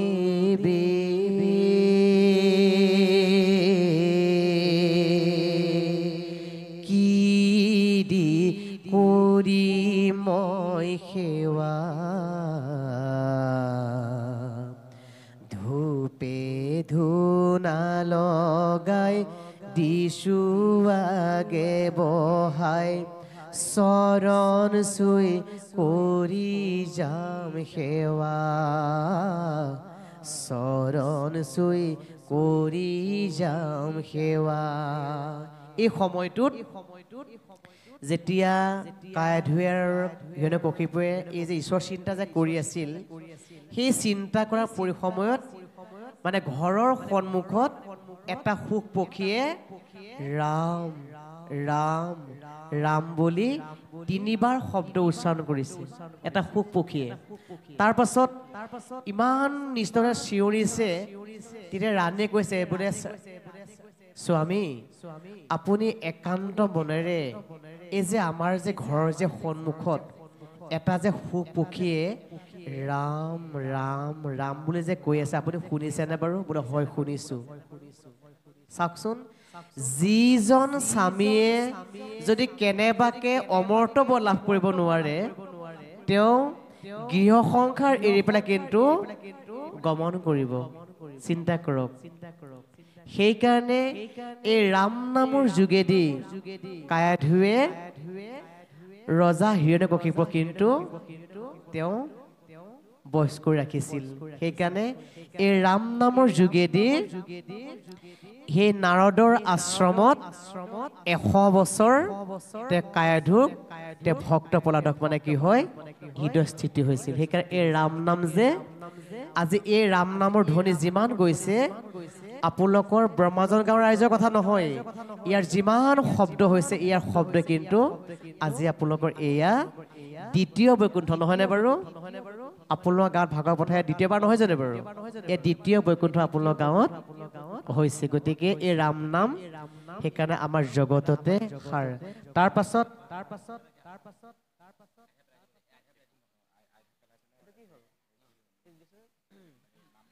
তাৰ পাছত এই ৰাম নামৰ যোগেদি মানে কি হয় এই কায়াধুৱে তেওঁক মানে কি হয় বান্ধি ৰাখিছিল সেইকাৰণে এই ৰাম নাম আমি এইকাৰণে ল'ব লাগে সেইকাৰণে এই জ্ঞানবোৰ যে আহৰণ কৰিবলৈ সেইকাৰণে মাধৱ পুৰুষে ইমান সুন্দৰকৈ লিখি থৈ গৈছে যদিহে জ্ঞান আহৰণ নকৰে তেতিয়াহ'লে এই জ্ঞানবোৰ কিন্তু কেতিয়াও বিস্তাৰ হ'ব নোৱাৰে সেইকাৰণে ভাগৱতে প্ৰণৱতে কৈছে ৰাম ৰাম এ কৰিতে নাপাৰৈ মুত তথাপি ভকতি এ নলবয় নৰে যাবে সন্ত সংগতি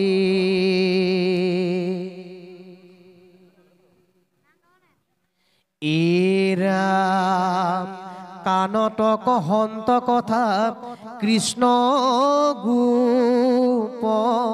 হৰি নাহি কেহু পায় সখী সুন্দৰ কৌশৰী ৰাম আমাক নপাবই পুনো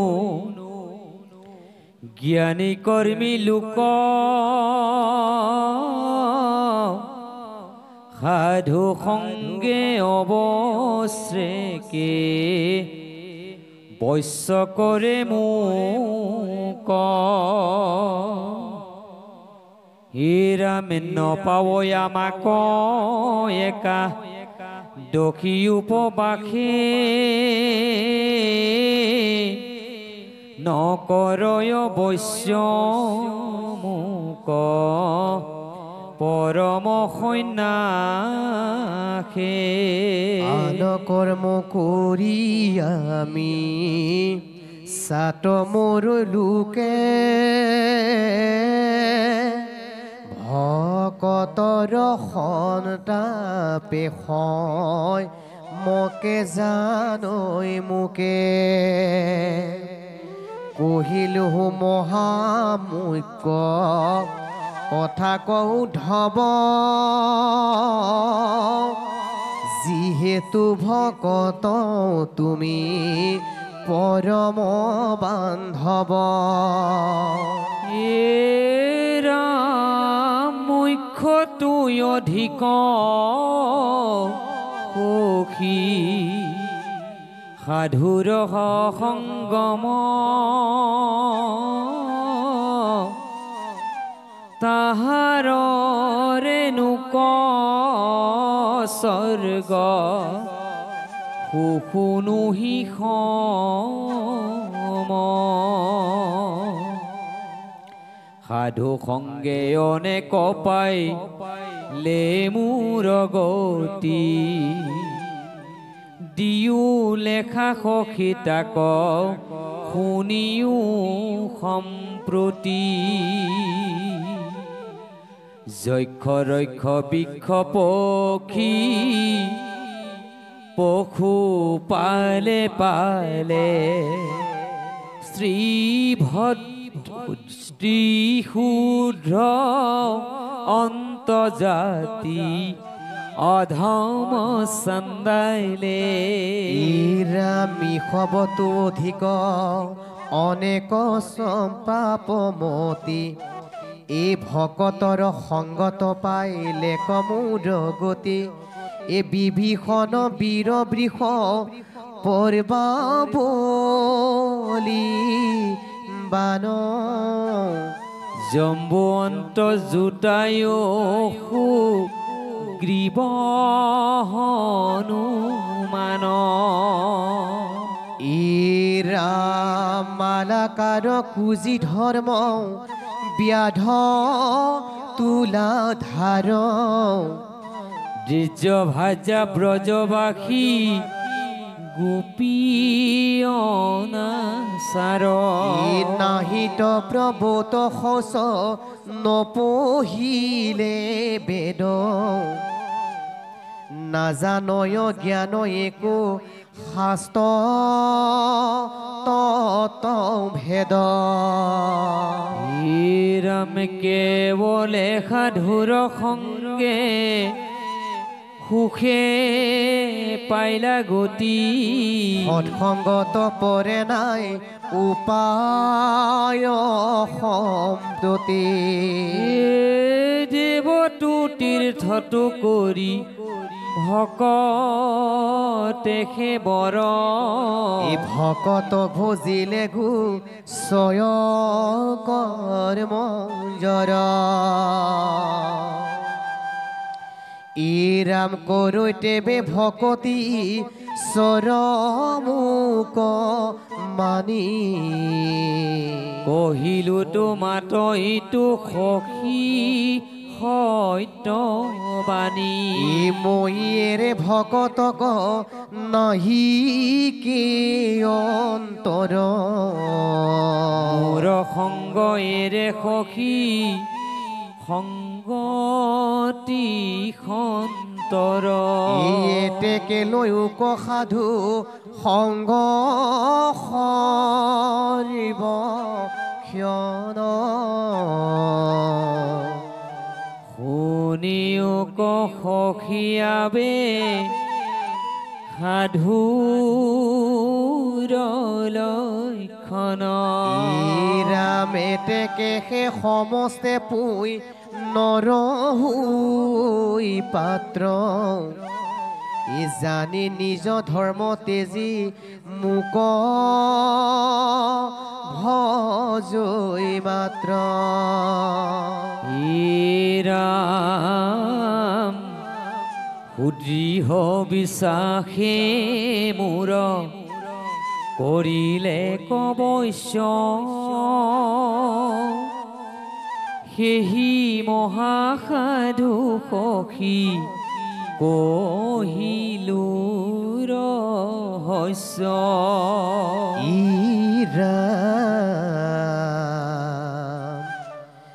সুদশ বিশ্বাসে মোকে কৰিলে নিশ্চয় সেহি মহাসাধু সখী যাহিকে সংশয় ৰাম আনদে বনৰাধেন সাধে স্বৰ্গ কাম নেৰৈ মুখে সুখে দুখে মোৰ গুণ নাম মোৰ মূৰ্তি মনে নিতে হৃদয়ত ধৰো জানা সেহি সাধু মহাসাধু সখী সুখ তোৰ তাৰ সংগে ক্ষণেকে মাকো কৰৈ বৈশ্ৰ পুনু পুনু প্ৰাণ সখী কহিলো ৰহস্য ৰাম জগতৰে ধৰ্ম কৰ্ম জানা নিস্ত কৰি ভকতৰ সংগৰে নকোনো সখী ৰাম আপুনি দেখিলা গকুলত মতি ব্যভিচাৰী দুষ্টা যত গোপৰ যুৱতী ৰাম কাম ভাবে কেৱলে জিলে মাত্ৰ মোক এতেকে পৰম সুখে পাইলা মোৰ লোক ৰাম আননে দেখিলো ব্ৰজ যুৱতীৰ সখী ৰইলো বন্দী উধৱ গো প্ৰিয় প্ৰেম জৰি থাকো সৰ্বথা সখী তা সম্বাৰ পাশে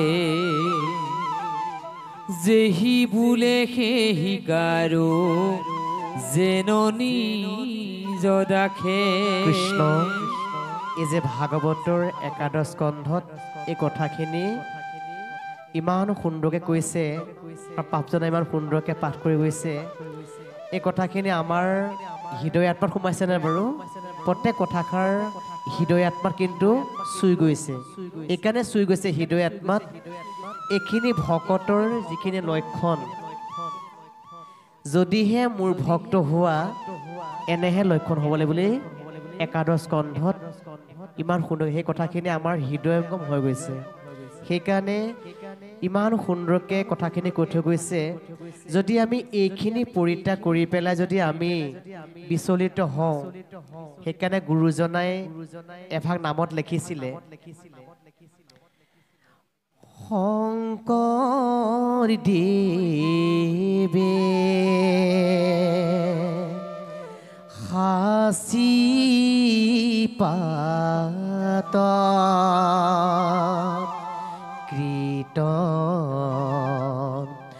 দহম লিখে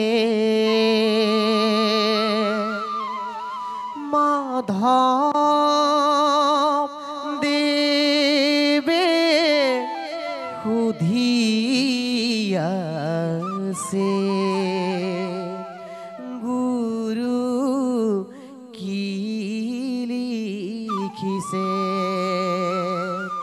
ও কলিকাল মনুষ্যলৈ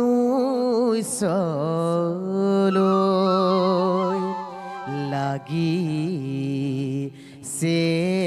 মোৰ ভয় সিকাৰণে কীৰ্তন লিখি আছো মই চাওকচোন এই কথাখিনি শুনাৰ পাছত যদি আমি বিচলিত হওঁ সেইকাৰণে গুৰুজনাই ইমান সুন্দৰকৈ লিখি থৈ গৈছে এই কথাখিনি কেৱল ভকতিৰ ওপৰতহে কৈছে আমি কি ভকতি কৰিলে আমি মাধৱ পুৰুষৰ দৰে হ'ম আমি কি ভকতি আমি গুৰুজনাৰ দৰে হ'ম গতিকে প্ৰতিটো শব্দই আমাক কিন্তু চুই গৈছে ইয়াৰ পাছত সেইকাৰণে ভকতি এনেকুৱা বস্তু নহয় যে আজিয়ে লৈছোঁ কাইলৈ পৰা নালাগে হ'ব জানো বাৰু আমি যিদিনাখনৰ পৰা মাতৃ গৰ্ভৰ পৰা আমি ভূমিষ্ঠ হৈ পৃথিৱীলৈ আহিছোঁ আৰু মাতৃ গৰ্ভত থাকোঁতে আমি দহু আঙুলিয়ে মাতৃ গৰ্ভতে আমি সেৱা কৰিছোঁ হে প্ৰভু আমি যেতিয়া পৃথিৱীত ভূমিষ্ঠ হ'ম আমি তোমাৰ নাম ল'ম আমি সেই দহু আঙুলিৰে মাতৃ গৰ্ভত আমি সেৱা কৰি আহিছোঁ আমি সেইকাৰণে ৰাম নাম ল'ব লাগিব আমি সেই মাতৃ গৰ্ভতে শপত খাই আহিছোঁ এতিয়া মাজত যদি আমি ৰাম নাম নলওঁ নহয় আমাক যমদূতে সুধিব তোমাক যে পঠিয়ালোঁ সংসাৰলৈ 84 কোটি লক্ষজনী তুমি পৰীক্ষা হৈ যে মানুহ হৈ যে পঠিয়ালোঁ তুমি কি কাম কৰিলা আমাৰ যমদূতে এখন দিনলিপিত আমাক সদায় লিখি আছে যেনেকে এজন ছাত্ৰই বিদ্যালয়ে তেওঁ গৈছে না প্ৰেজেন্ট নাথাকে জানো বাৰু আমাৰো এটা প্ৰেজেন্ট সদায় সদায় হৈ আছে আমি স্কুললে সদায় গৈছো নাই এখনো আমাৰ এখন স্কুল নহয় নে ধৰ্মৰ স্কুল গতিকে যি নহওক সেইকাৰণে যমদূতে সুধিব যে ইমান সুন্দৰ এটা মানৱ দেহ জন্ম কৰি পঠিয়াই যদি তুমি ঈশ্বৰৰ নাম ভজনা নকৰা তেতিয়াহ'লে অন্তিম সময়ত আমি যিমান ৰাম নাম লওঁ আমাৰ কামত কেতিয়াও নিদিব এই কাণত কেতিয়াও নুসুমাব সোমাব জানে বাৰু এই ৰাম নামবোৰ কৃষ্ণ আমি কিন্তু ভাগৱতত কোৱাৰ দৰে আমি শিশু কালৰ পৰা ল'বলৈ ভাগৱতে আমাক সিদ্ধান্ত দিছে সেইকাৰণে ইমান সুন্দৰ কথাবোৰ ভাগৱতে কৈ থৈ গৈছে আৰু এটা কথা কৈ থৈ গৈছে তাৰ পাছত আমি যে এই যে ভকতি পথলৈ যে আহিছো এইখিনি নিজা বস্তু ভকতি এইখিনি কৃষ্ণ অৰ্জুনৰ আগত একাদশ স্কন্ধত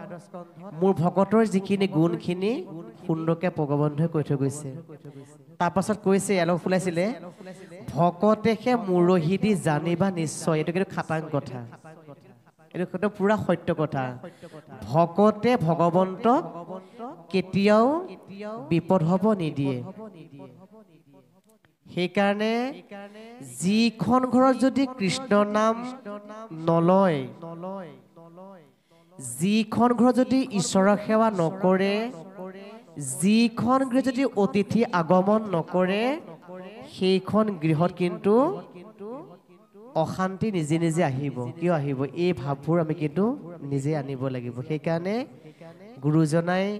ইমান সুন্দৰকৈ কৈ থৈ গৈছে এই ৰাম নামৰ যোগেদি সেইকাৰণে আমি এই ভকতি পথটো আমি এনেকৈ ৰাখিব লাগিব সেইকাৰণে একাদশ স্কন্ধত এই ভাগৱতৰ পদবন্ধই কোৱা এতিয়া শেষৰ আধাত আৰু এটা কথা ইমান সুন্দৰকৈ ক'ব আপোনাক চাবচোন ইয়াৰ পাছতে কথা ওলাই যাব কৃষ্ণ কৃষ্ণ পৰম শ্ৰদ্ধাৰ বাবাই সমস্ত যুৱক যুৱতী কণ কণ মইনা মইনিখক যিহেতু আজি দিনজোৰা ৰাতিপুৱা পুৱাৰ পৰাই অনুষ্ঠান আজি এই অনুষ্ঠান এতিয়ালৈকে চলিয়ে আছে আমি ভাবিছো তুমি লয়ুক শৰণ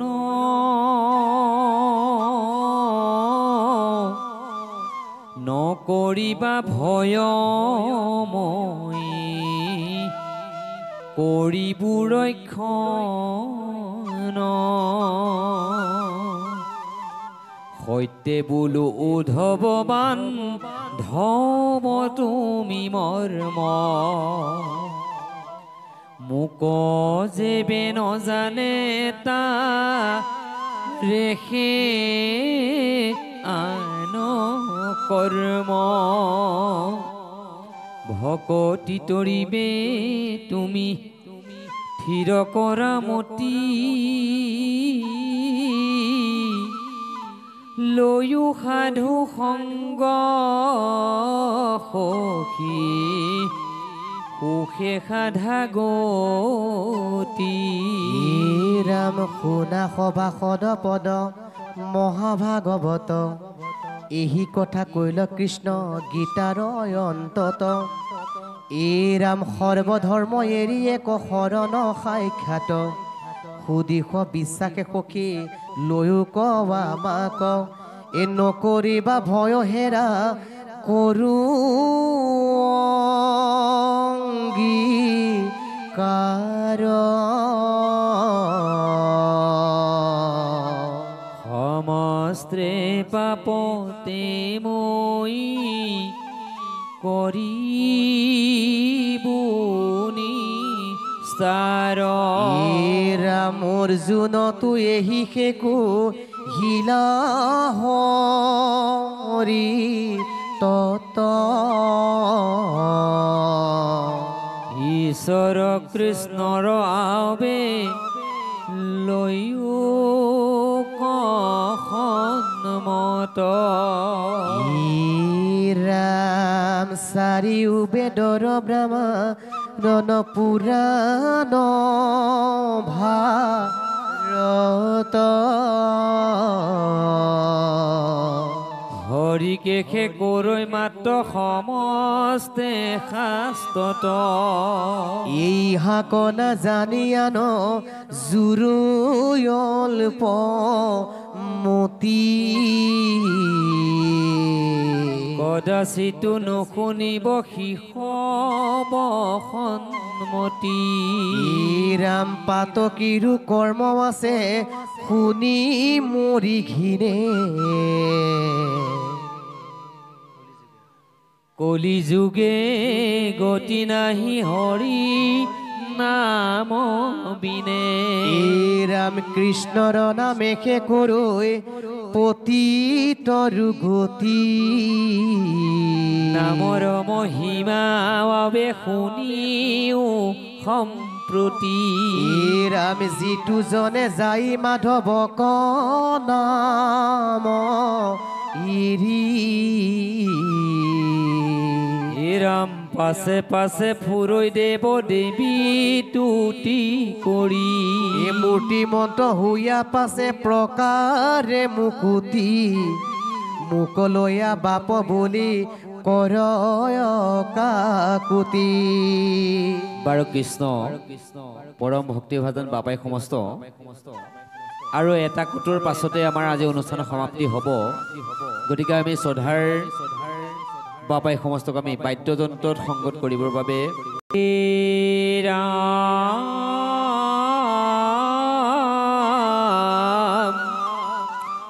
পাপ সংহাৰক হৰি নাম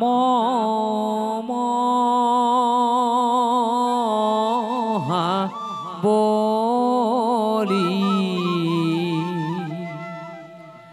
যাৰ ধ্বনি শুনি কম্পি পলাই পকলি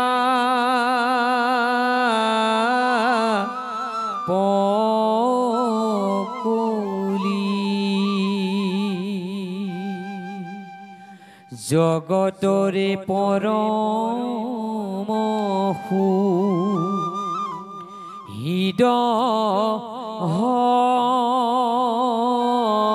হৰি নাম জানি নিৰন্তৰে নৰে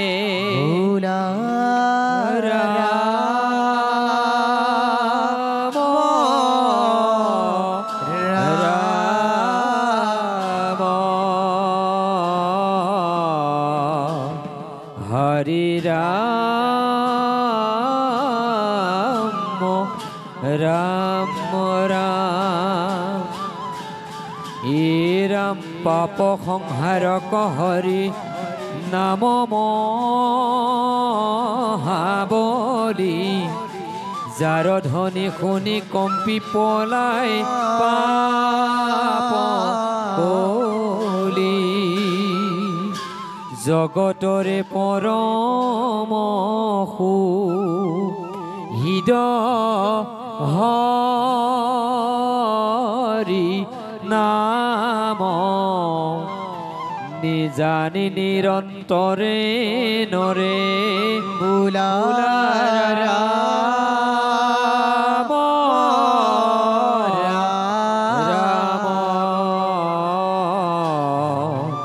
কৃষ্ণ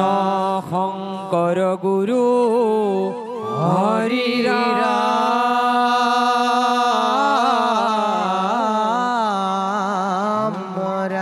কৃষ্ণ কৃষ্ণ জয় ৰাম জয় ৰাম জয় নাৰায়ণ জয় নাৰায়ণ জয় কৃষ্ণ জয় কৃষ্ণ জয় জগৎগুৰু শ্ৰীমন্ত শংকৰ জয় জগৎগুৰু শ্ৰীমন্ত শংকৰ কৃষ্ণ কৃষ্ণ হৰি হৰি ৰাম কৃষ্ণ অপৰাধ বিনাশন তজো নাম নাৰায়ণ জানি নামে পখিলো শৰণ আন গতি নাহি কে মৰণ অপৰাধ ক্ষমা কৰি তুমি দয়াশীল হৰি মোক ৰক্ষা কৰি ওচৰণ প্ৰভু মোক ৰক্ষা কৰি ওচৰণ কৃষ্ণ কৃষ্ণ হৰি হৰি অ